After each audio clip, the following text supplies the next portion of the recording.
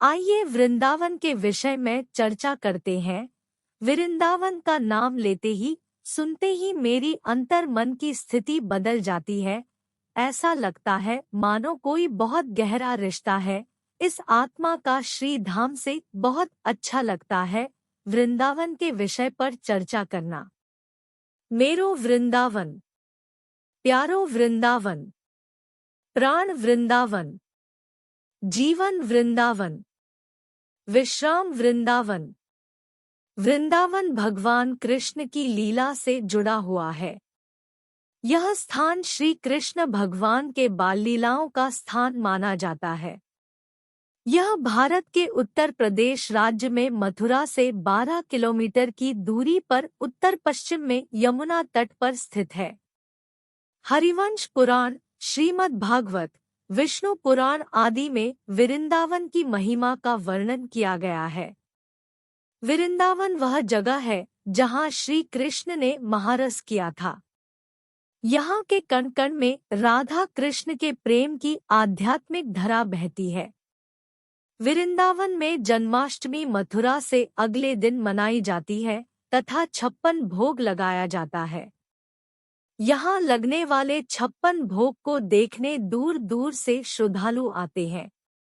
कालिदास ने इसका उल्लेख रघुवंश में इंदुमती स्वयंवर के प्रसंग में शूरसेनाधिपति सुषेण का परिचय देते हुए किया है। इससे कालिदास के समय में वृंदावन के मनोहारी उद्यानों की स्थिति का ज्ञान होता है। श्रीमद् भागवत के अनुसार गोकुल से कंस के अत्याचार से बचने के लिए नंदजी कुटुंबियों और सजातियों के साथ वृंदावन निवास के लिए आए थे। प्राचीन वृंदावन कहते हैं कि वर्तमान वृंदावन असली या प्राचीन वृंदावन नहीं है। श्रीमद् भागवत के वर्णन तथा अन्य उल्लेखों से जान पड़ता है कि प्राचीन वृंदावन गोवर्धन के निकट था।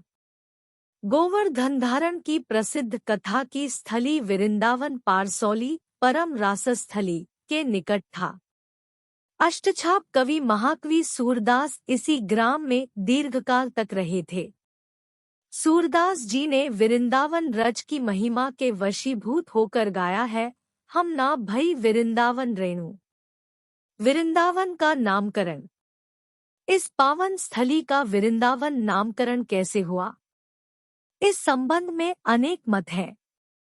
वृंदा तुलसी को कहते हैं। यहाँ तुलसी के पौधे अधिक थे, इसलिए इसे वृंदावन कहा गया। वृंदावन की अधिष्ठात्री देवी वृंदा है। कहते हैं कि वृंदा देवी का मंदिर सेवा कुंज वाले स्थान पर था। यहाँ आज भी छोटे छोटे सघन कुंज है।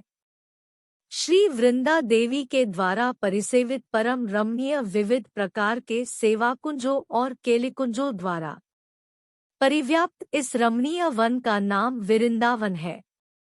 यहाँ वृंदा देवी का सदा सर्वदा अधिष्ठान है। वृंदा देवी श्री वृंदावन की रक्षेत्री, पालित्री, वनदेवी है।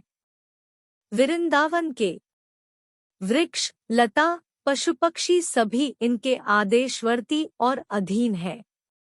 श्री वृंदा देवी की अधीनता में अगणित गोपियां नित्य निरंतर कुंज सेवा में संलग्न रहती हैं। इसलिए ये ही कुंज सेवा की अधिष्ठात्री देवी है। पौर्णमासी योगमाया पराख्या महाशक्ति है।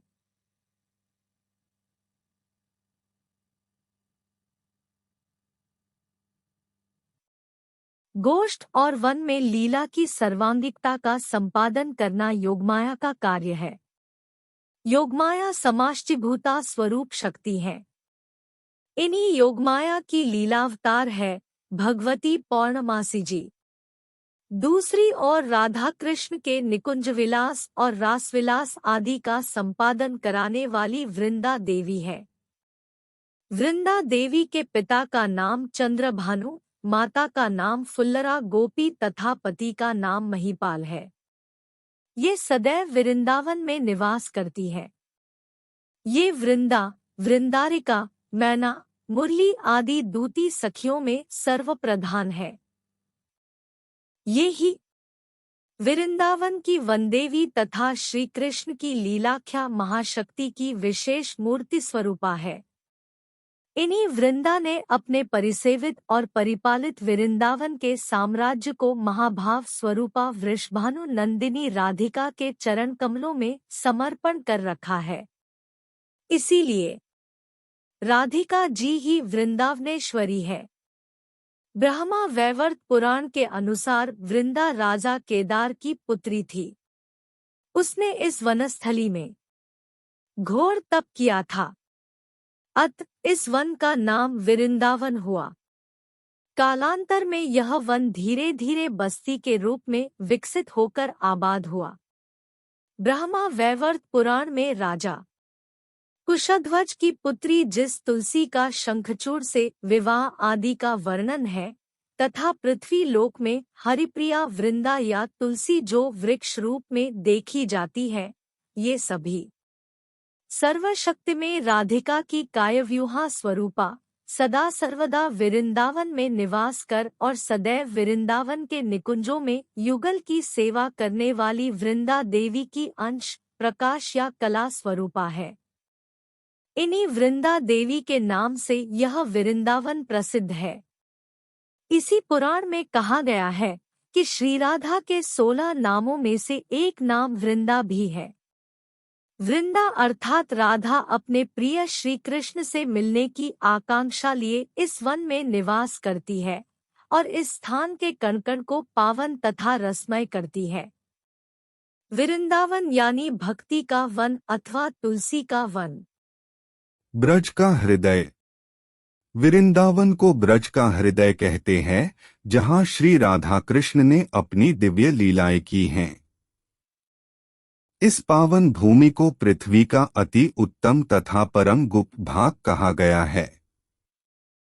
पद्म पुराण में इसे भगवान का साक्षात शरीर, पूर्ण ब्रह्मा से संपर्क का स्थान तथा सुख का आश्रय बताया गया है।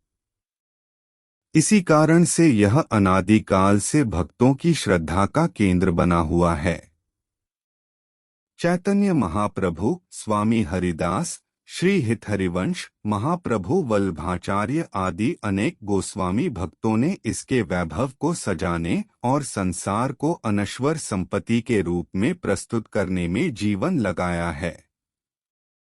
यहाँ आनंदप्रद युगल किशोर श्री कृष्ण एवं श्री राधा की अद्भुत नित्य विहार लीला होती रहती है। प्राकृतिक छटा।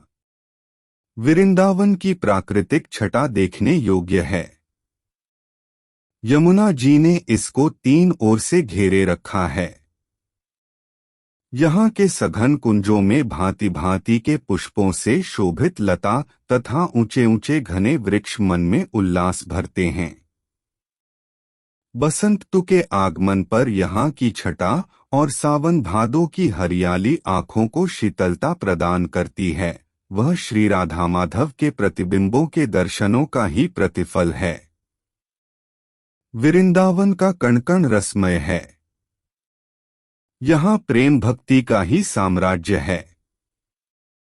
वृंदावन में श्री यमुना के तट पर अनेक घाट हैं।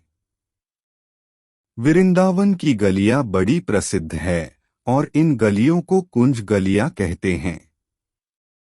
वृंदावन सो वन नहीं, नंदगांव सो गांव। बंशीवट सो बट नहीं, कृष्ण नाम सो नाम। जय जय श्री राधे।